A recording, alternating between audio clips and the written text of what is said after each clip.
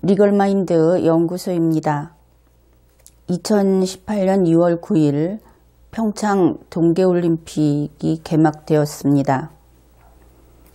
이 무렵 북위 38도선 이북지역 한반도의 이북에서 고위급 대표단이 이 올림픽에 참석했습니다. 여기에서 우리가 좀 분명히 해두어야 할 것은 이 북측에서 온 대표단은 평창 동계올림픽에 온 대표단이다 하는 사실입니다. 언론 보도가 하도 자주 나오고 대통령이 직접 나서서 같이 돌아다니고 하는 바람에 이 이북 고위급 대표단이 마치 대한민국 정부를 방문한 대표단인 것처럼 착시 현상을 일으키고 있습니다. 그러나 그들은 북한 대표단으로서 한국, 그러니까 남한을 방문한 것이 아니다 하는 것을 먼저 명확히 해두기로 합시다.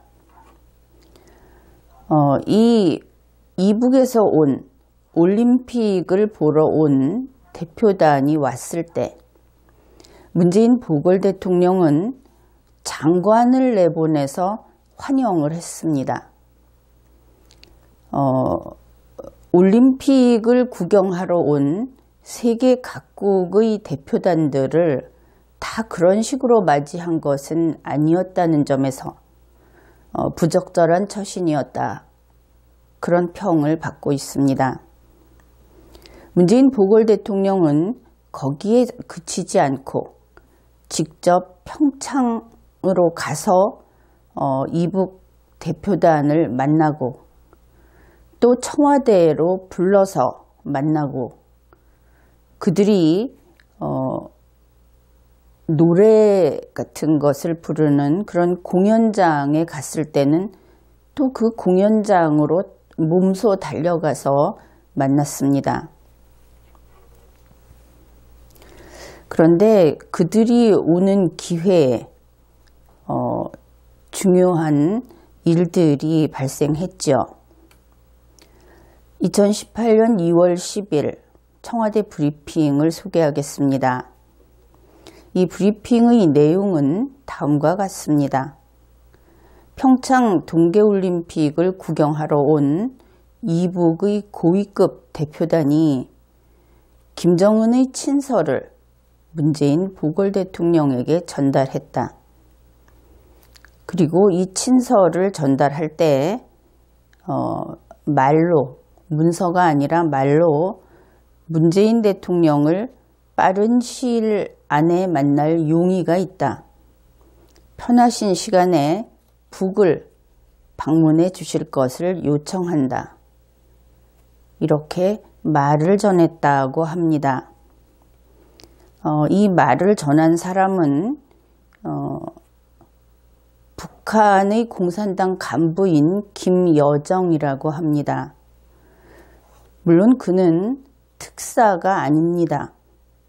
왜냐하면 올림픽을 구경하러 온 이북 고위급 대표단은 고위급 특사단이 아니었기 때문입니다. 북측에서 초청을 받은 문재인 보궐 대통령을 비롯한 우리 집행정부에 있는 사람들 또 그 이외에 이러한 것을 고대하고 있던 사람들은 이때부터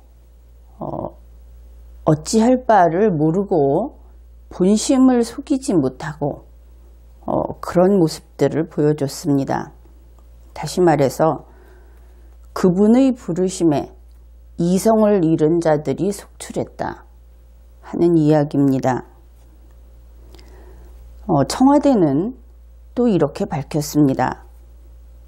이러한 초청을 받은 문재인 보궐 대통령이 여건을 만들어서 성사시키자 그렇게 말을 했다고 하고 어떤 언론사에서는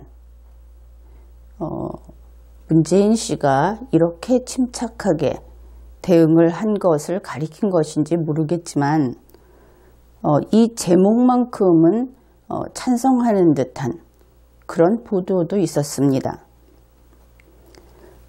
듣기에 좋았다, 보기에 좋았다 하는 것이죠. 그러면은 여건을 만들어서 성사시키자. 누가 만드는 것일까? 그것은 문재인과 김정은이 만드는 것이다. 이렇게 이해할 수 있을 겁니다. 문재인 보궐 대통령은 온갖 이야기들을 마구 늘어놓았습니다. 역시 청와대가 게시해 놓은 내용입니다. 과거 14대 백두산 관광 합의를 했는데 그것이 이루어지지 못했다고 하면서 이번에는 성사되기 바란다.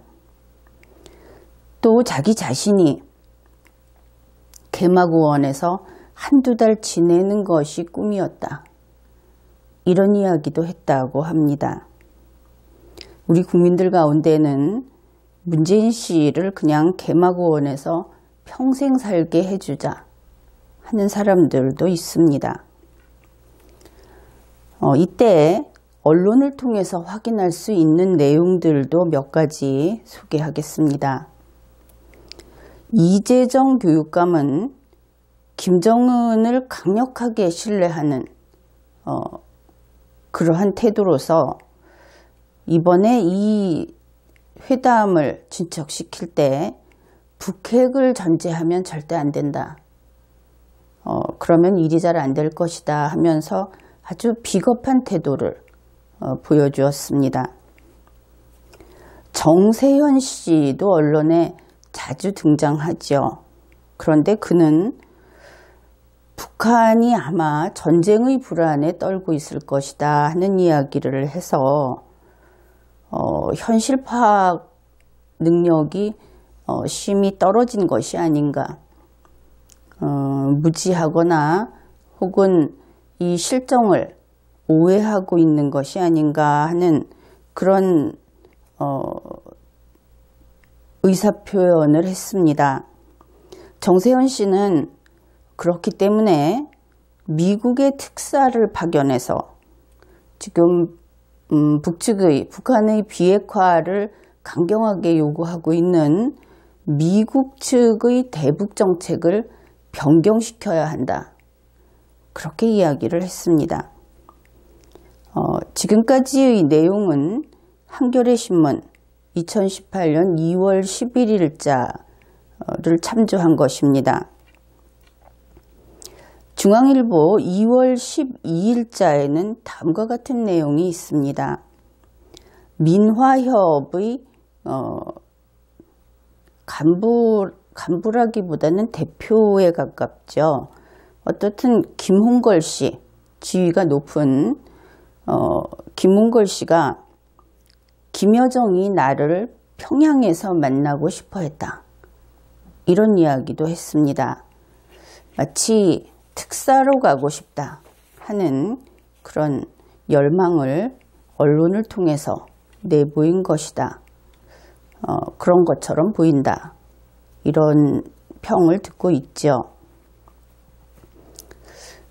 이런 일이 있고 나서 문재인 보궐 대통령과 청와대는 가만히 있었을까? 말 그대로 여건을 만들어서 성사시키기 위해서 조용히 있었을까? 그런데 그것은 그렇지 않았습니다.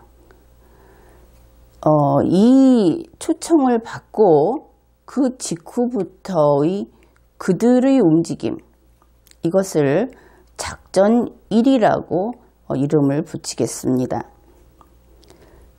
작전 1이 진행되고 있던 때 그들이 어떤 모습을 보여주었는가, 그것을 우리가 잘 살피면 그들이 어떤 일들을 하고 있었는가 하는 것도 짐작할 수 있을 겁니다. 우선 초청을 받았는데 문재인 씨가 앞으로 여건을 만들어서 성사시키자고 했다고 합니다. 그렇다면 이 말은 일단 듣기에 빠른 시일 내에 북한으로 방문해 주십시오 했는데 앞으로 여건을 만들어서 성사시키자 하는 것은 거절입니다. 우리 한국인들은 이런 이야기를 하면 그 말이 어떤 뜻인지 꼭 집어서 이야기하지 않아도 다 알고 있죠. 그래서 만일 이 말 그대로를 했다고 한다면 그것은 거절입니다. 다음에 초청을 하는 것은 두 번째 초청을 해야 하는 것이죠. 그러나 여러분들이 언론을 통해서 혹은 청와대의 발표를 통해서 확인할 수 있듯이 이들은 새로운 초청을 기다리고 있지 않습니다. 이미 받은 초청이 아직 유효하다. 그런 입장이 분명하죠. 그것을 미루어 볼 때, 그리고 우리 한국인의 전통관념상 이렇게 거절을 했다 하는 것은 거짓말이다. 이렇게 이야기할 수 있습니다. 그러면 어떻게 했을까? 당연히 일단 오케이 했겠죠. 적극적으로 받아들여야만 하는 겁니다. 그래야 여건을 마련을 하든 무엇을 하든 한 번 받은 초청이 무효가 되지 않는 것입니다. 그래서 국민들은 이 말이 거짓말이다. 그렇게 보는 것이죠.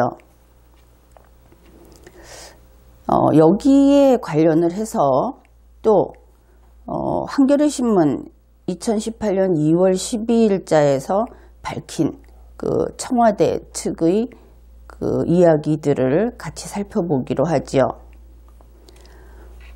청와대 고위 관계자가 이런 이야기를 했다고 합니다. 김정은 위원장의 친서에 대한 답신은 이번에는 없다. 조만간 북쪽처럼 우리도 대북 특사를 파견하거나 다른 적절한 방식으로 답신을 할 예정이다. 그렇게 이야기를 했다고 합니다. 그러나 이것 역시 한국의 전통관념상 한국인이라면 아무리 이렇게 이야기를 해도 그것은 거짓말이다. 이렇게 받아들일 수밖에 없습니다. 우리가 외국인입니까? 이런 경우에 어떻게 했을 것인가? 그것은 청와대 고위 관계자가 아무리 이런 말을 하더라도 믿을 사람이 없다 하는 것이죠. 우리 한국 전통을 한번 생각해 봅시다. 지금은 이런 기회가 많이 없어지긴 했습니다. 줄었죠. 그러나 일단 지금부터 이야기하는 그런 상황이 되면 어떻게 처신할 것인가? 그것은 이 한반도에서 태어난 한반도의 그 조상을 가진 그 조상의 후예인 사람들은 당연히 어떤 처신을 할지가 정해져 있습니다. 옆집에 이사를 와서 모르는 사람이 인사 겸 해서 이사떡을 가지고 왔다고 합시다. 그러면 그 떡을 받고 빈 접시를 돌려줄 수 있는가? 체면이 있는 사람은 그런 짓은 하지 못합니다. 그냥 돌려보내지도 못합니다. 만일 받아서 몰래 버리는 한이 있더라도 인사를 하러 온 사람이 있으면 정중하게 인사를 받고 그 떡을 받고 빈 접시를 들려보내지 않는 것, 그것이 우리네의 체면이요 교양입니다. 우리는 반드시 그 빈 접시에 무엇이라도 담아서 돌려보내죠. 그렇기 때문에 이번에 그 김여정이 와서 어떤 편지를 전달을 했다, 친서를 전달을 했다 하면은 무조건 일단 답장하는 겁니다. 그래서 청와대 고위 관계자의 이러한 이야기는 문재인 보궐 대통령이 했다는 말도, 또 답신이 이번에 없고 나중에 할 것이라는 말도 우리 국민들은 믿지 않는 것이죠. 문재인 보궐 대통령 자신이 나와서 이것은 사실이라고 이야기를 해도 믿지 않습니다. 그가 한국인의 피를 물려받지 않은 사람이라면 모르지만, 게다가 청와대의 핵심 관계자는 또 이런 말도 했다고 합니다. 별도로 대미 특사를 파견할 가능성은 낮다, 별로 없다, 이렇게 이야기를 했다고 합니다. 그래서 여기까지의 과정을 보았을 때 그러면 이들은 이 태도로 미루어 보아서 어떻게 하고 있었을까? 그것은 간단합니다. 이렇게 국민을 속이려고 한다면은 미국을 속이고 싶은 것이죠. 그래서 미국을 배제하고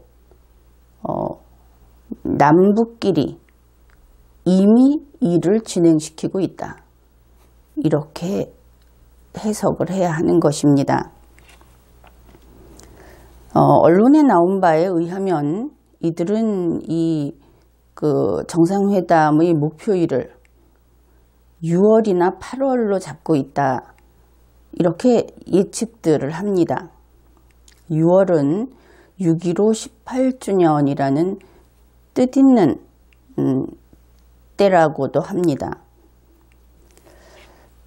청와대 핵심 관계자는 민간 주도로 낮은 단계부터 시작할 것이다, 이렇게 밝혔다고 하면서 그 예로서 그 민화협 김홍일 씨 이야기를 했죠. 그 민화협이 교류를 시작하든지, 또 삼지연 악단이 왔으니까 이쪽에서 답방 형식으로 문화교류를 계속 오고 가면서 이어가겠다, 남북 이산가족 상봉도 추진하겠다, 이런 이야기를 했다고 합니다. 그러니까 민간 주도라는 것은 밖에 내놓고 정부가 무엇을 하지는 않겠다, 여기에도 역시 숨겨진 부분이 있다는 것을 생각해 두어야 합니다. 그런데 문제는 남북 이산가족 상봉하고 관련해서 얼마 전에 국무총리가 탈북한 그 식당 종업원을 북송할 것이냐 하는 거에 대해서 북송하지 않는다고 말할 수 없다고 했죠. 왜냐하면 이 남북 이산가족 상봉에는 그 탈북 식당 종업원 전원 북송이라는 것이 전제로 붙어 있습니다. 그것은 김정은이 요구한 것이고 그들로서는 스스로 한 이야기를 번복할 명분이 지금으로서는 없는 것으로 보입니다. 그래서 그들이 가고 그 대신에 남북 이산가족 상봉을 할 것인지 그것은 두고 볼 일이죠. 그래서 이러한 일들, 우리에게 보이는 것과 보이지 않는 것, 우리를 속이지만 우리가 알 수 있는 것, 이런 것들이 작전 1로서 진행이 되고 있었습니다. 그런데 이 작전 1이 작전 2로 바뀌게 됩니다. 그 계기는 미국 펜스 부통령이 미국 시간, 미국 날짜로 지난 2월 11일 워싱턴 포스트와 인터뷰를 했습니다. 그것이 계기로 되었습니다. 거기에서 펜스 부통령은 미국의 정책이 최대 압박에다가 동시에 관여하는 정책까지 같이 진행시키겠다. 이 관여라는 것을 엔게이지먼트라고 했습니다. 그런데 2월 12일자 한겨레 신문은 이 관여라는 것을 대화로 풀이를 하고 있었습니다. 그리고 청와대 역시 이것을 미국이 북한과의 대화를 그러니까 우리가 한국이 대화를 하면 뒤이어서 그 대화에 뛰어들 것이다. 그래서 개방적으로 바뀌었다. 이런 식으로 풀이를 하고 있는데 이것 역시 또 다른 오해이겠죠. 그러면은 작전 1에서 작전 2로 어떻게 바뀌었나 하는 부분을 살펴봅시다. 여기에 대해서는 청와대 관계자가 밝히고 있습니다. 그것은 동아일보 2018년 2월 14일자 뉴스로 나왔습니다. 그는 이렇게 이야기를 합니다. 인도적 교류로 시작을 해서 나중에 비핵화 협상을 하는 그런 순서로 구상을 하고 있었다. 그러니 이것이 작전 1의 어떤 그 주제였다 이렇게 볼 수 있겠죠. 그리고 이어서 이제는 한 테이블에 다 놓고 협의하면 되는 상황이다.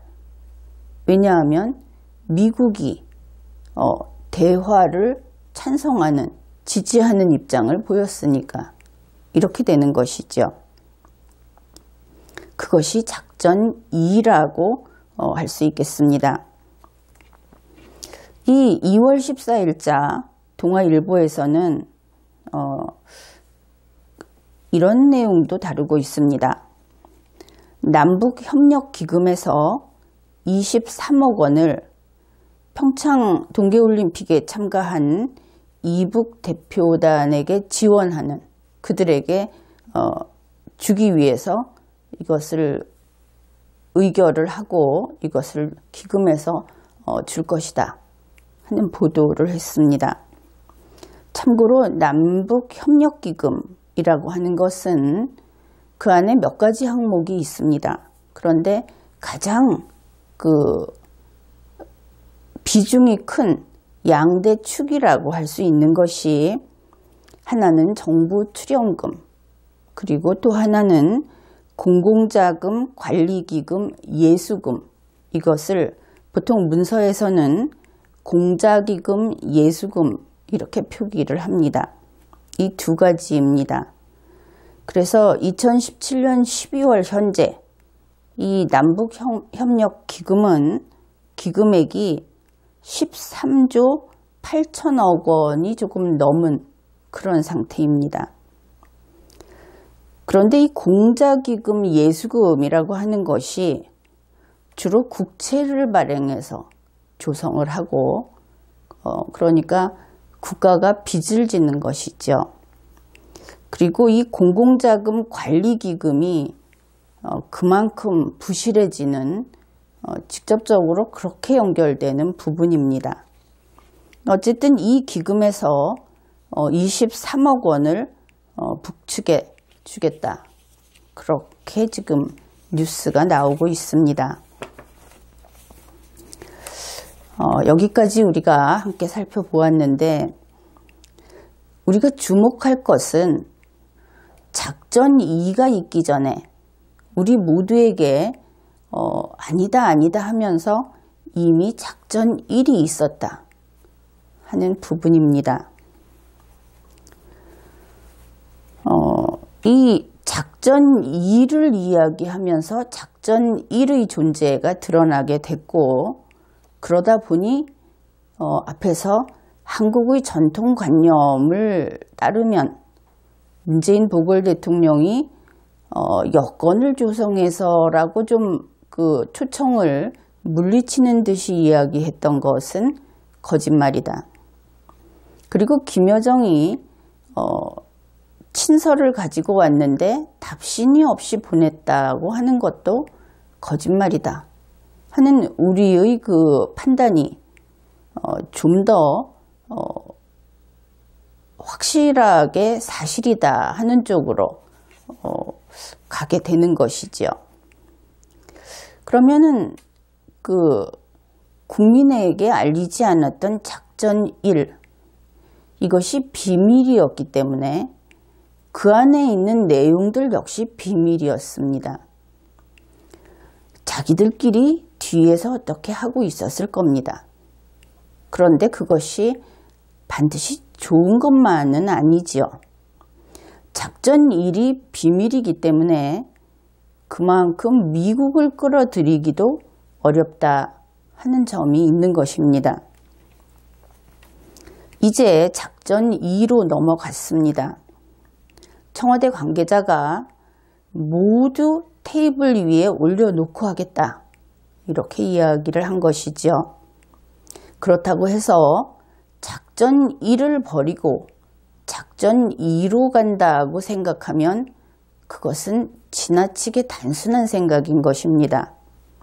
그들은 이렇게 가겠죠. 작전 1을 유지하면서 작전 2를 진행할 것입니다. 예를 들면 한 부분만 예를 들면 이렇게 되는 겁니다. 이제 작전 2 상태이기 때문에 한국은 미국과 앞으로 남북 정상회담을 어떻게 할 것인지, 남북 대화를 어떻게 할 것인지 논의를 하겠죠.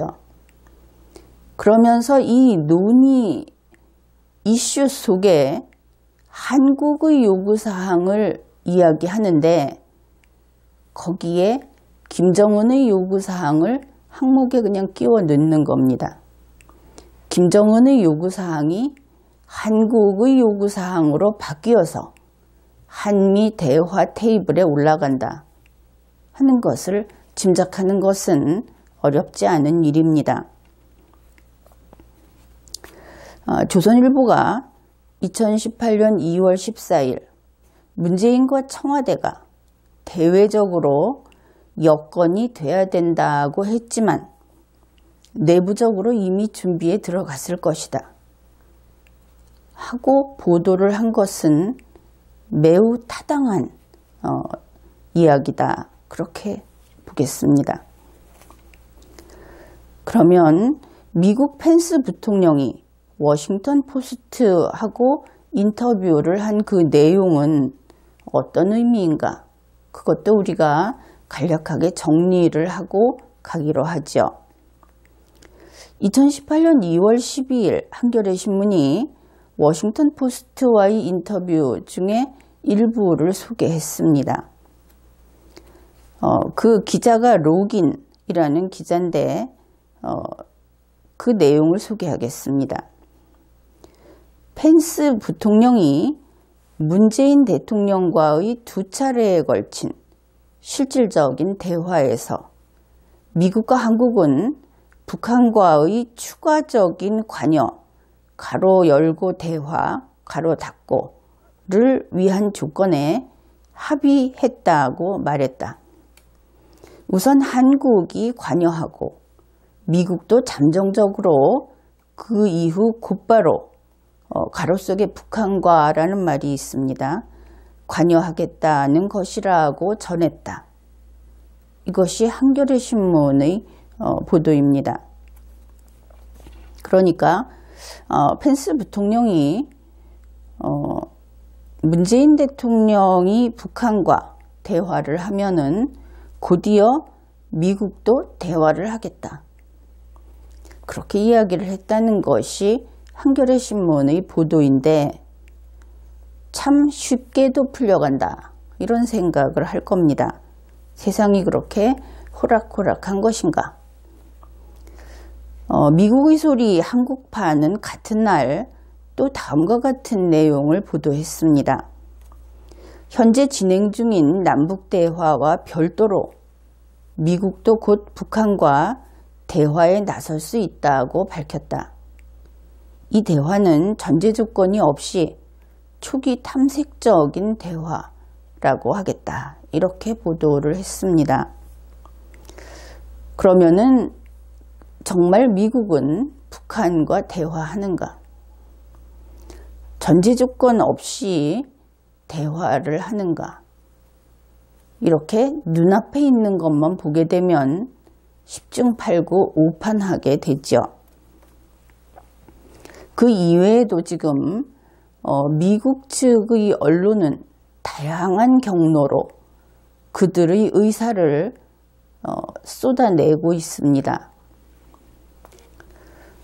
그 모든 내용을 정리해서 간략하게 이야기하면 이렇게 됩니다. 미국의 의사는 그렇습니다. 대북 제재를 침식하면 안 된다. 그런데 한국의 문재인은 이미 침식했다. 그래서 여기에서 더 침식하면 그러면 한미동맹 깨겠다. 미국의 의사는 분명합니다. 그 다음에 어느 나라가 됐든 대북 제재를 무력화시키면 그러면 미국과의 관계를 끊겠다. 재무부에서 분명하게 밝혔죠. 미국과 함께 갈 것인가 아니면 북한과 갈 것인가 양자택일하라. 그런 의사도 내놓았습니다. 그러면은 한미동맹 그냥 깨지면 그만이고 그리고 미국하고 경제적이든 뭐든 거래 안 하고 따로 가면 되는 것인가? 그런데 그것이 그렇지 않습니다. 한미동맹을 깬다고 하는 것은 김정은이 바라고 있는 목표라고 미국에서 이야기를 합니다. 그러면 순순히 그냥 깨고 말 것인가? 한미동맹을 깬다는 이야기는 북한과 전쟁한다는 뜻입니다. 동의어라는 것이죠. 한반도 전쟁이 발발한다는 의미입니다. 대북 제재를 무력화시키면 세계의 다른 나라들하고는 거래 안 한다 그랬습니다. 그러나 한국은 다르죠. 한국이 대북 제재를 무력화시키면 그때는 한반도 전쟁 시작한다 하는 뜻입니다. 그런데 이러한 한반도 전쟁이라는 것이 아직은 지금의 김정은으로서는 두려운 일임에 틀림없습니다.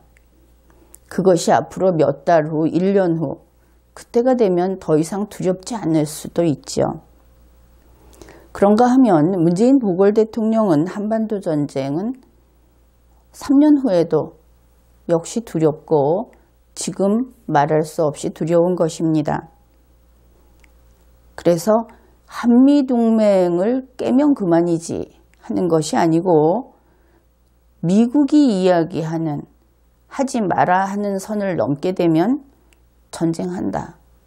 이렇게 받아들이면 될 것입니다. 이러한 미국의 메시지에 미국 뉴스들도 호응하는 모습을 보이고 있습니다. 간단히 말하면 문재인 미국이 보고 있다. 이런 것도 있고 올림픽으로 평화는 만들 수 없다. 김여정은 인권 침해를 하는 그 악한 정권의 심부름꾼이다. 이런 이야기도 있습니다. 그런데 지금 작전 1과 작전 2를 붙들고 자신의 꿈이 이루어질 것이라고 들떠있는 문재인 보궐 대통령은 아마 스스로 경험이 많다고 자신하고 있을 수 있습니다. 그는 2007년 남북 정상회담 추진위원장이었고 또 14 정상회담 합의도 경험을 한 그런 과거가 있습니다. 그런데 돌이켜보면 2007년은 너무나 먼 옛날입니다. 단지 11년 전이 아닌 것이죠. 이 2007년에서 2018년까지 오는 이 기간에 세상도 바뀌고 사람도 바뀐 것입니다. 지금 문재인이 상대해야 할 사람은 한편은 화성 15형 ICBM으로 세계의 공적이 되어버린 35살 된 김정은입니다.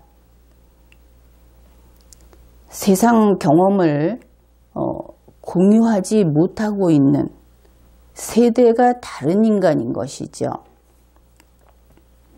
다른 한편은 일부에서는 미치광이라고 하고 일부에서는 천재라고 하는, 그리고 동서양을 두루 잘 알고 있는 도널드 트럼프 대통령입니다.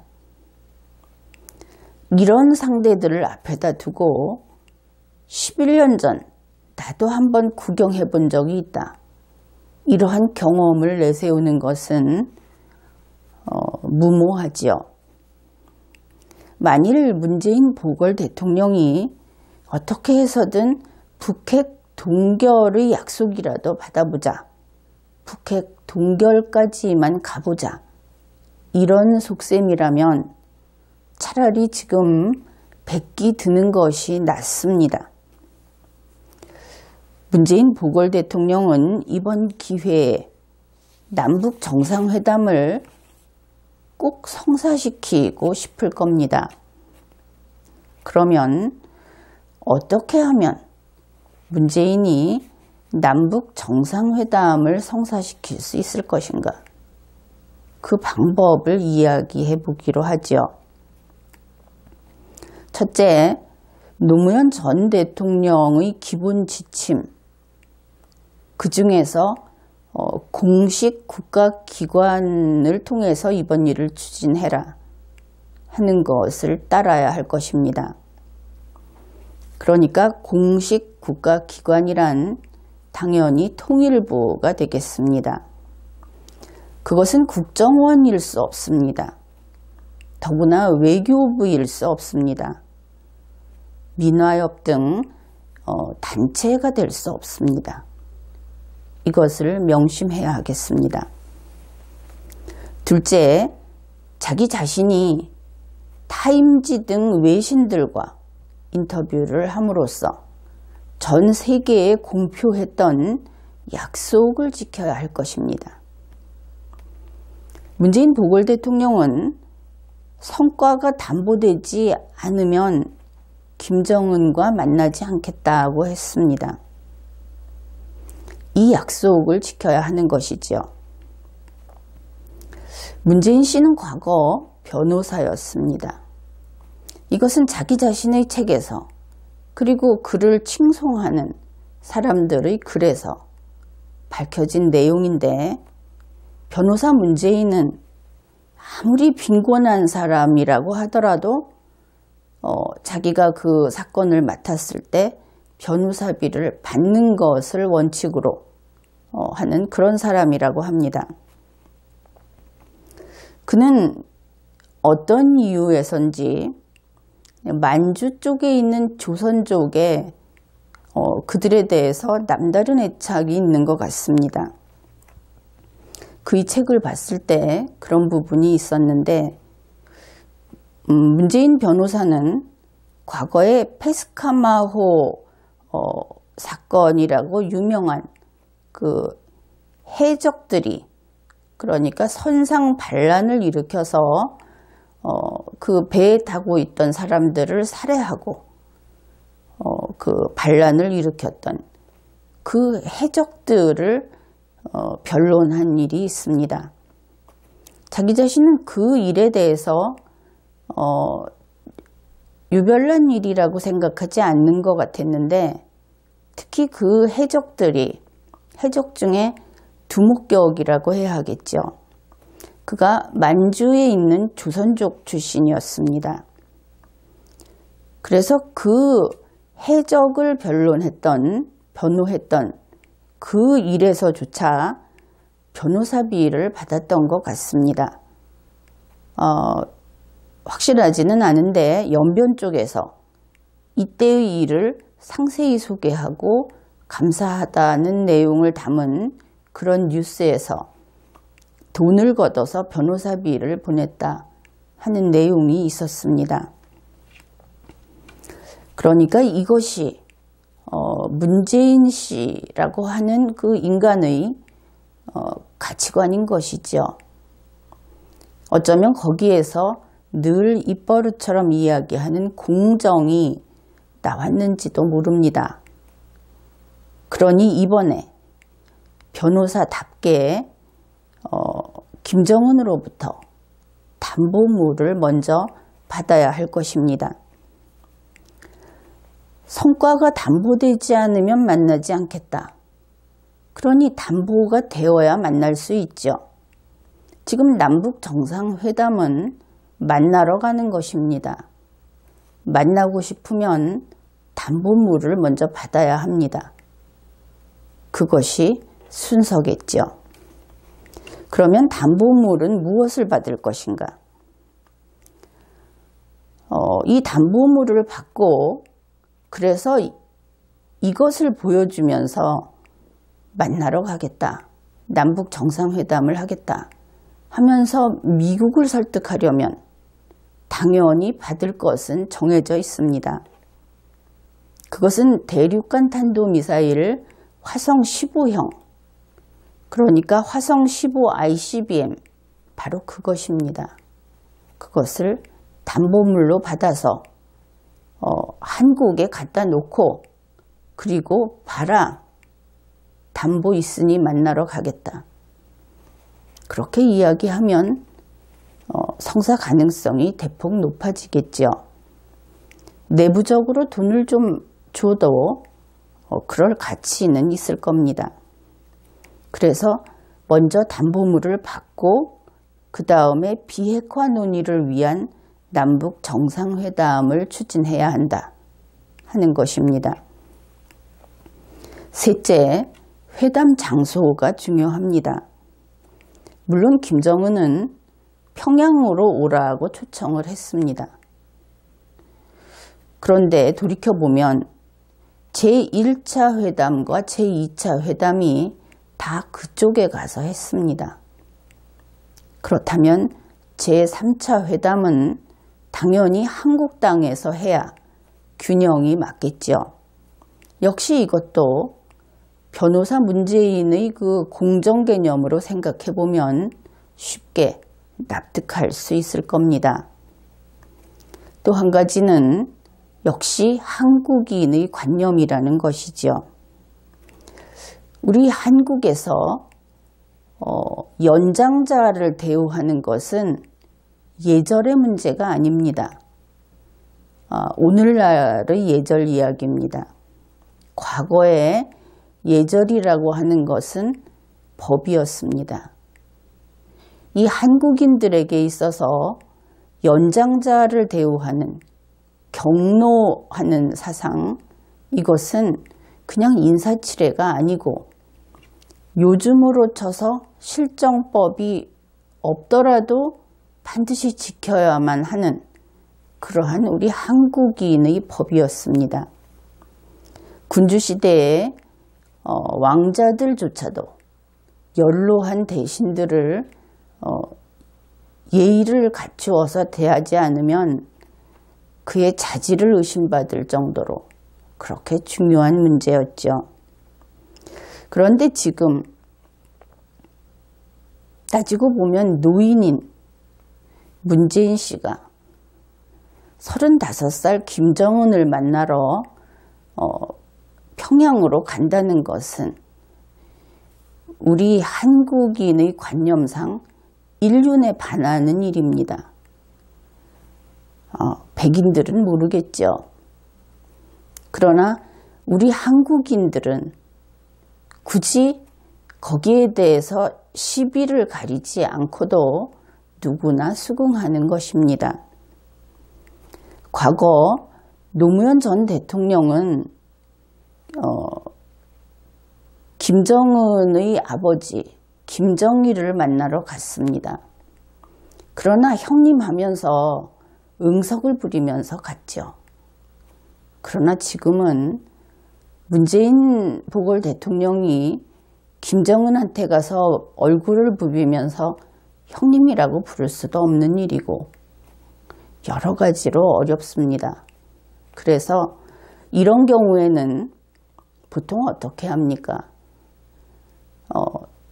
좀 젊은 사람이 버선발로 대문간까지 달려 나오지요.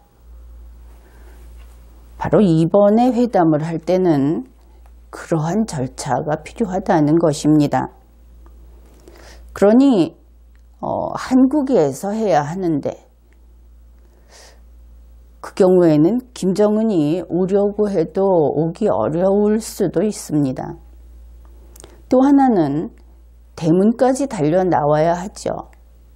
문재인 보궐 대통령이 성큼 평양으로 찾아가는 것은 그 뒤에 한국인의 관념을 깨뜨리게 되면 일이 제대로 풀릴 리가 없기 때문에 그렇게 가기도 어렵습니다. 그렇다면 제3의 방법을 찾아보아야 하겠죠.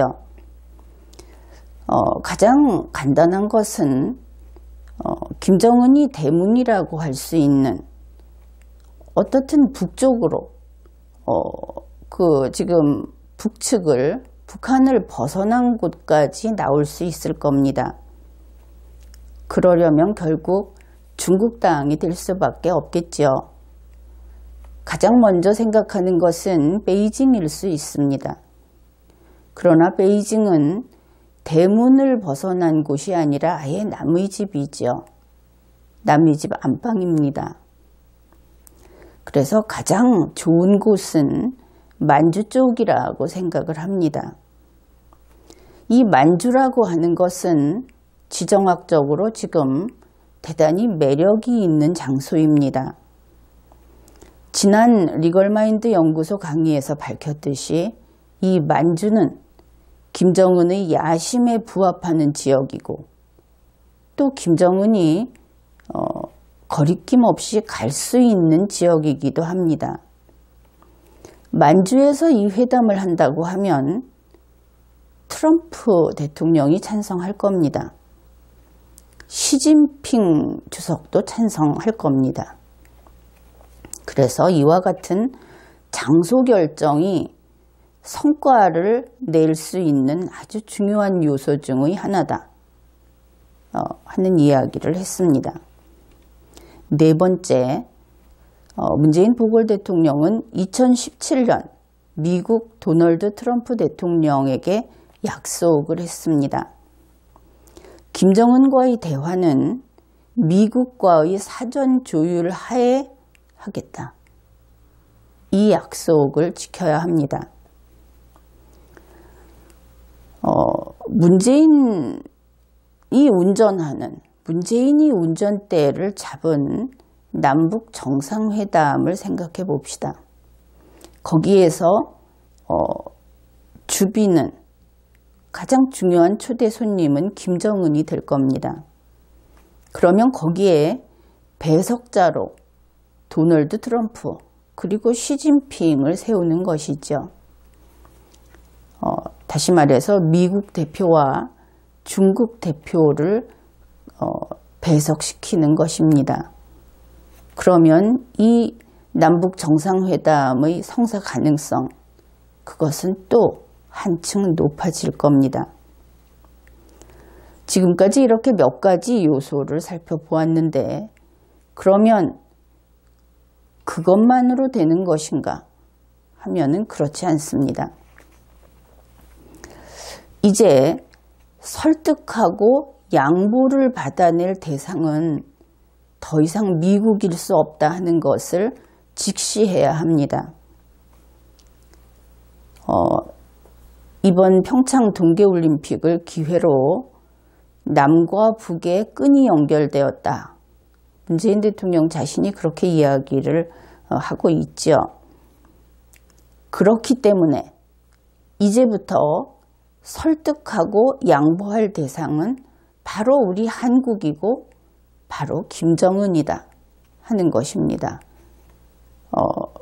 이제 이 동북아에 특히 우리 한반도의 이러한 움직임은 출발지와 도착지가 바뀌어버린 것입니다. 과거와는 크게 달라졌죠. 그래서 문재인 보궐 대통령이 꼭 알아야 할 것이 이런 것입니다. 김정은과 손을 꽉 잡고 있으니까 본인도 여기에 대해서는 부정하지 않을 겁니다. 쓸데없이 미국에게 트집거리를 제공하지 않아야 한다 하는 것입니다. 예를 들면 이런 것들이 있죠. 한미연합훈련입니다. 청와대의 머리 나쁜 보좌관들은 이 한미연합훈련, 지금 연기해 놓은 이 훈련을 어떻게 연기하든지 하지 않을 수 없을까 하는데 머리를 짜내고 있을 겁니다. 머리가 나쁜 그들이기 때문에 당연히 그렇게 하겠죠. 그러면 미국이 지금 무엇을 하고 있을까를 생각해 보았습니까? 미국은 어떻게 해서 이 한미연합훈련을 하게 만들까를 위해서 머리를 짜내지 않습니다. 알겠습니까? 그들은 한국에게 문재인 보궐 대통령과 그 주위에 있는 사람들에게 무엇을 기대하느냐 하면은 저 사람들이 언제 연기 요청을 해올까? 언제 이 한미연합훈련을 하지 말자는 부탁을 해올까? 그러면 무엇을 받아내고 그 요구를 묵살해버릴까? 이미 모든 것이 다 서 있을 거라는 생각을 했어야 하는 겁니다. 그래서 문재인 보궐 대통령이 할 것은 미국이 기대하고 있는 이 한미연합훈련의 연장 요청, 바로 그것을 하지 않는 겁니다. 예정대로 실시하는 것이죠. 그러면 김정은이 싫어할 것이냐? 아니, 지금 김정은하고 손잡고 있지 않습니까? 귓속말로 하십시오. 그냥 우리 이거 할 테니까 참고 기다려라. 우리 손잡고 있지 않느냐? 그러면 되는 겁니다. 그 다음으로 대북 제재가 있습니다. 미국은 역시 한국이 이것을 위반할 것을 기대하고 있습니다. 이제 조금 전에 설명을 했으니까 여기는 설명 없이 이해할 수 있겠죠. 대북 제재를 한국이 깰까 봐 걱정하고 있느냐? 그렇지 않습니다. 한국이 깨면 미국은 한 번 더 필요한 것들을 요구할 기회라고 생각을 합니다. 이것이 앞서가는 자와 뒤따르는 자의 운명적인 그런 거래에 있어서 불리함이지요. 그렇기 때문에 여기에서 미국을 이기려면 대북 제재를 위반할 것이라고 기대하고 있는 바로 그 기대를 충족시키지 않는 것입니다. 그러니 대북 제재를 위반하지 말고 철저히 제재를 하는 겁니다. 그럼 김정은이 어떻게 할 거냐? 아니, 지금 김정은 손을 잡고 있지 않습니까? 역시 귓속말을 하십시오. 이건 네가 미워서 그러는 게 아니니까 조금만 더 강성대국을 위해서, 통일을 위해서 조금만 더 굶고 조금만 더 허리를 졸라매고 견디자. 그리고 할 것은 또 있습니다. 문재인 보궐 대통령이 처음부터 큰 소리를 쳤던 압도적인 군사력 증강. 2018년 정책을 보니까 그 순위가 10개 항목 중에 9번째로 밀려나 있던데 이것을 다시 앞으로 당기십시오. 그래서 군사력 증강 서둘러야 합니다. 미국의 첨단 무기 구매 제대로 하고 있습니까? 이것도 서둘러야 합니다. 한미동맹 강화, 미국과의 관계를 탄탄하게 다지십시오. 한미일 군사동맹 체결도 다시 꺼내서 진척을 시켜야 하고 결과를 내야 합니다. 미국 MD에 편입하고 사드 추가 배치, 그리고 한일 군사 협정도 강화해야 합니다. 이 모든 것을 과감하게 추진해야 합니다. 그렇게 하면서 김정은에게 다시 조금만 참아라. 손잡고 있는 김정은에게 그렇게 이야기를 하십시오. 또한 사드 추가 배치라든지 여러 가지 지나간 산불 문제, 김정은의 도움을 받으십시오. 김정은이 중국을 설득하고 중국을 만류하도록 그 역할을 그에게 부여하면 되는 것입니다. 김정은이 영리하다면 이러한 전략의 보조를 같이 할 겁니다. 왜냐하면 정말 무서운 적은 김정은만이 아니라 시진핑, 그리고 또 러시아까지 줄줄이 늘어서 있기 때문이지요. 일단은 이 전략의 보조를 같이 하더라도 김정은은 결국 한국을 적화하려고 할 것입니다. 그렇지만 지금 이 긴장 상태가 고조된 한반도에서는 한순간 한순간을 살아남는 전략을 취할 수밖에 없는 것이지요.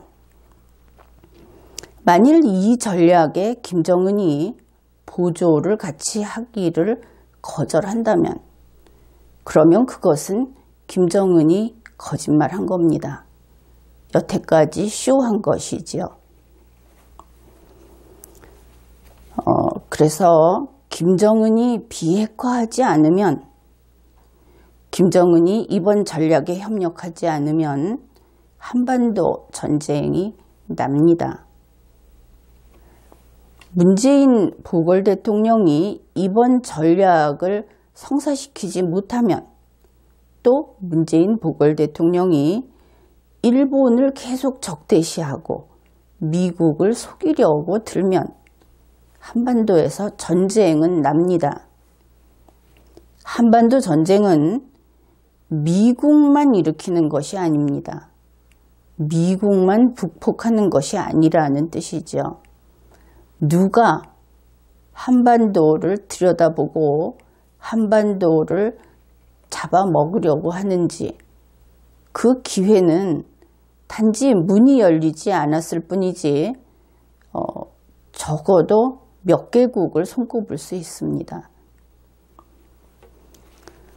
그래서 남북 정상회담이라는 그 말에 봄이 오기도 전에 벌써 봄 기운이 완연한 청와대, 문재인 보궐 대통령, 그 사람들은 이러한 방법들을 제대로, 정말 앞에서 이야기한 이런 것들을 하려면 문재인 씨는 가슴이 두근두근 할 겁니다.